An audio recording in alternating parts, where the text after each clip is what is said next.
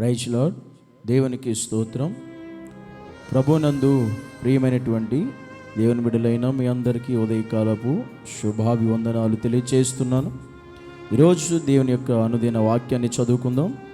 పరిశుద్ధ గ్రంథం నుండి మత్తయి సువార్త 10వ అధ్యాయం 22వ వచనం. మీరు నా నామము నిమిత్తము అందరి చేత ద్వేషించబడుదురు, అంతం వరకును సహించిన వాడు రక్షింపబడును. దేవుని వాక్యం సెలవించిన రీతిగా ఈరోజు దేవుడు మనతో మాట్లాడేటువంటి ప్రాముఖ్యమైనటువంటి విషయం, దేవుడు చెప్తున్నాడు, ఆయన నామము నిమిత్తం మనము అందరి చేత ద్వేషించబడతాం కనుక అంతం వరకు సహించిన వారు మాత్రమే రక్షించబడతారని దేవుడు చెబుతున్నాడు. దేవుని నామాన్ని మనం ఎరిగి ఉన్నాము గనుక, దేవుని నామాన్ని మనం నమ్మము గనుక, ఆయనను కలిగి ఉన్నాము గనుక, ఆయనను వెంబడిస్తున్నాం గనుక, ఆయన సన్నిధికి వెళుతున్నాం గనుక మనుషులందరూ మనల్ని ప్రేమిస్తారు అని అనుకోవాల్సిన అవసరం మనకు లేదు.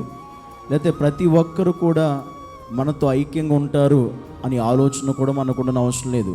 బైబిల్ చెప్తుంది, వాక్యం చెబుతుంది, ఆయన నామాన్ని మనం కలిగి ఉన్న ఒకే ఒక కారణాన్ని బట్టి అందరి చేత మనం ద్వేషించబడతాం, తృణీకరించబడతాం అని వాక్యం చెబుతుంది.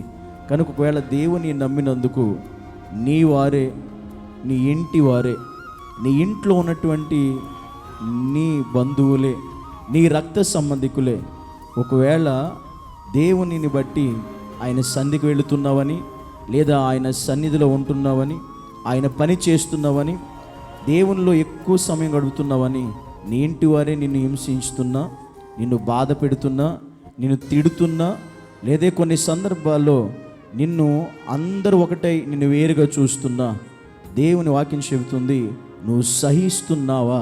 సహించే మనసు కలిగి ఈరోజు నీవు ఉన్నావా?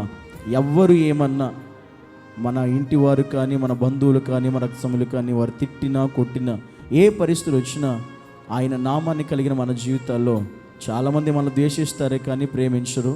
అలా ప్రేమించట్లేదు కాబట్టి మనం దేవునికి దూరం అవడం కాదు, ఇంకా దేవునికి సమీపం అవ్వాలి.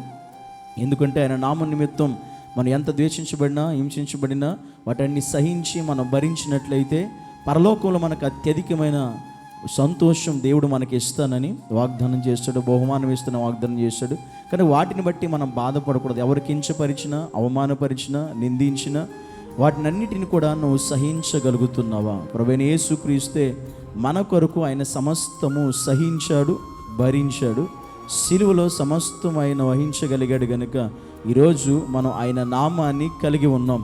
మనము కూడా ఆయన నమ్మిన బిడ్డలుగా మన అనుదిన జీవితంలో కూడా ప్రతిరోజు ఏదో ఒక వ్యతిరేకత, ఎవరొకరు మనల్ని ద్వేషించడం, దేవుని పేరును బట్టి మనం కలిగిన భక్తి జీవితాన్ని బట్టి ఎవరొకరు ఏదో ఒకటి మనల్ని అనడం కావాలని, అలాంటి పరిస్థితులు నీ జీవితంలో కూడా ఎదురవుతున్నాయా?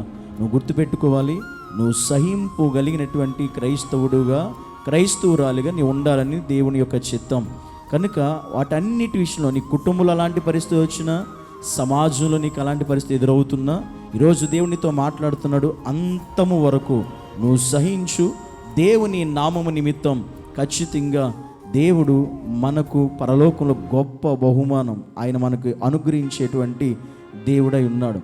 కనుక ఈరోజు ఆయన నిమిత్తం అపొస్తలుడైన పౌలు కూడా మనకు తెలుసు.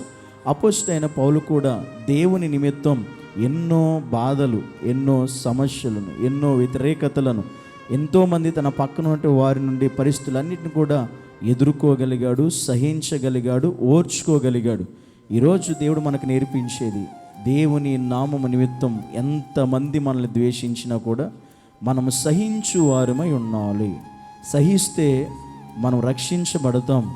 అంతం వరకు సహించాలి. ఒక రోజు కాదు, ఒక దినము కాదు, లేదా ఒక నెల కాదు, సంవత్సరం కాదు, మనం అంతం వరకు అనగా మన జీవితాంతం వరకు దేవుని కొరకు, ఆయన నామము కొరకు, ఆయన సన్నిధి కొరకు ఎంతమంది చేత ద్వేషించబడినా అది మనకు ఆశీర్వాదకరంగానే మార్చబడుతుంది. కనుక ఈరోజు నిజంగా క్రైస్తుడిగా తిట్టినా నువ్వు సహించగలుగుతున్నావా? ఎవరైనా నిన్ను కొట్టినా సహించగలుగుతున్నావా? వాక్యం చెబుతుంది కానీ నిన్ను ఎవరైనా ఒక చెంప మీద కొడితే రెండో చెంప చూపించమని దేవుడు యేసుక్రీస్తే మనకు బోధించాడు. కనుక ఎవరు మనల్ని ఎన్ని మాటలు అంటున్నా మనం సహింపుగలిగిన మనస్సు కలిగి మనం దేవునిలో ఉన్నామా లేదా? ఆ సహింపు కలిగిన, ఓర్పు కలిగిన మనసు మనకు లేకపోతే మనం క్రీస్తులో మనం ఉండలేం, క్రీస్తులో మనం జీవించలేం. కనుక ఈరోజు నీకు కూడా ఇదే పరిస్థితి, నీ కుటుంబంలో లేదా నీ సమాజంలో లేదా నువ్వు ఉన్న ఆఫీసులో నువ్వు దేవుని నమ్మిన కారణాన్ని బట్టి, ఆయన కలిగిన విధానాన్ని బట్టి ఎవరు నిన్ను ద్వేషిస్తున్నా నువ్వు సహించు, దేవుడే నీకు తోడై ఉంటానని వాగ్దానం చేస్తున్నాడు. దేవుడే నిన్ను రక్షిస్తాను, కాపాడుతాను అని వాగ్దానం చేస్తున్నాడు. కనుక ఈరోజు ప్రతి ఒక్కరూ కూడా దేవుని సన్నిధానంలో, ప్రభువా సహింపగలిగిన హృదయం నాకు ఇవ్వు యేసయ్యా అని దినం మనం ప్రార్థన చేసుకుందాం. అందరూ కూడా కళ్ళు మూసుకుందాం, నాతో పాటు ప్రార్థిద్దాం.